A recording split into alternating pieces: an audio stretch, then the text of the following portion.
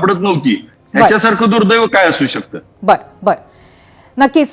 प्रश्न तर या क्षणी अनेक आहेत आणि तुम्ही म्हणाला त्याप्रमाणे एक महत्वाचा मुद्दा नक्कीच आहे की महाराष्ट्राचे उपमुख्यमंत्री अशा पद्धतीने अकस्मात एका अपघातामध्ये जर त्यांचं निधन होत असेल आणि तो विमानाचा अपघात असेल तर मग सर्वसामान्यांनी काय करावं, कारण अशा पद्धतीने चौकशी आता त्यांच्या बाबतीतही योग्य वेगाने होत नाही असा आक्षेप आहे. मला असं वाटतं की अमोलजींशी आपला पुन्हा एकदा संपर्क झालेला आहे.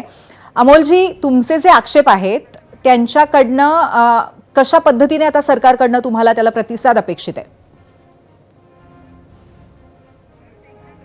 पुन्हा एकदा अमोलजी तुम्हाला प्रश्न विचारतेय, तुम्हाला आता सरकारकडनं कसा प्रतिसाद अपेक्षित आहे? कोणकोणत्या एजन्सीजवरती, कोणकोणत्या कंपनीजवरती कारवाई अपेक्षित आहे आणि याला कुठेतरी एक डेडलाईन लवकरात लवकर ठेवण्यात यावी असं तुम्हाला वाटतं का? अमोलजी, मला विचारलंय? हो, तुम्हाला माझा प्रश्न व्यवस्थित ऐकू आला का? पूर्वी परत विचारा, माझी विनंती आहे मला. विचारते मी. माझा मुद्दा असा आहे की आता कशा पद्धतीने कंपनीवरती सुद्धा कारवाई लगेच झाली पाहिजे का? या व्यतिरिक्त थर्ड पार्टी इंटरनॅशनल कुठली एजन्सी याच्यामध्ये आली पाहिजे का? आणि सरकारकडनं तुम्हाला कशा पद्धतीने, किती वेगाने आता या संदर्भामध्ये प्रतिसाद अपेक्षित आहे, चौकशी अपेक्षित आहे? मला वाटतं ब्लॅक बॉक्सचा डेटा रिकव्हर करणं हे फास्ट ट्रॅकवर जर करता आलं तर हे लवकरात लवकर ब्लॅक बॉक्सचा डेटा रिकव्हर होणार. नंबर 1, ते लवकरात लवकर सरकारकडून केलं गेलं पाहिजे, केंद्रीय सरकारकडून पण केलं गेलं पाहिजे.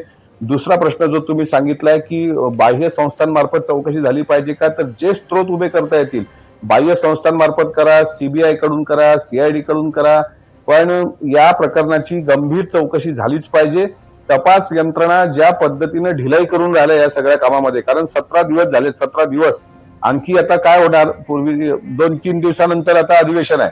अधिवेशन सुरू झालं का हा विषयच मागे पडतो. मी तुम्हाला लिहून देतो. आणि 1 महिना चाललेल्या अधिवेशनात मग होळी येणार, मग अधिवेशनात वेगवेगळे मुद्दे येतील. हा विषय मागे पडला तर इतक्या मोठ्या नेत्याचा शेवट इतका दुर्दैवी कसा झाला? माझं काय म्हणणं आहे की पायलट साहिल मदन, पायलट यश, पायलट सुमित कपूर आणि पायलट शांभवी पाठक या चौघांनी किती वाजता घरून हे निघाले, कोण्या ट्रॅफिक मध्ये अडले होते, कोण्या रोडवर अडले होते, तिथले सीसीटीव्ही फुटेज काय, ते विमानात किती वाजता आले, विमानतळावर किती वाजता आले, देवगिरीवरून दादा किती वाजता गाडीमध्ये बसले, गाडीचा ड्रायव्हर कोण होता, बीजीसीएने जी पहिली बातमी दिली होती त्यात 6 प्रवासी होते, मृतदेह 5 कसे सापडले, आणि कलिना गेट नंबर 8 मधून विमानात बसेपर्यंत दादांसोबत कोण ओएसडी होता, कोण पीएस होता, कोणी दादाला सांगितलं की तिथले व्हिजिबिलिटी ओके आहे, तुम्हाला आता विमानात बसायला हरकत नाही. या प्रथमदर्शनी तरी माहिती येऊ द्या 15 दिवसात. नंतर तुम्ही ब्लॅक बॉक्स वगैरे नंतरचा करा विषय. आमचं म्हणणं ते कागद जळत नाहीत आणि ब्लॅक बॉक्स जळतो. म्हणजे विविध पातळीवरती ही नक्की अमोलजी जळतो. नक्कीच. म्हणजे आत्ता चालू आहे त्या व्यतिरिक्त विविध पातळ्यांवरती चौकशी झाली पाहिजे आणि ती लवकरात लवकर झाली पाहिजे असं आपलं म्हणणं आहे. नक्कीच या संदर्भामध्ये आता कशा पद्धतीने प्रतिसाद मिळतोय हे आपण बघूया आता. नक्की अमोलची आपली वेळ अनफॉर्च्युनेटली संपलेली. आम्ही संपर्क सातत्याने साधण्याचा आपल्याशी प्रयत्न करत होतो, परंतु आता बऱ्याचशा गोष्टी समोर मांडल्या गेल्यात आणि त्याच्यावरती लवकरात लवकर पावलं उचलली जातील अशी आपण आशा करूया. धन्यवाद. आज आपण तिघही या विषयावरती चर्चा करायला आलात त्याबद्दल. यानंतर जाऊयात पोल सेंटरला. पहिल्या प्रश्नावरचा कौल काय आहे जाणून घेऊयात.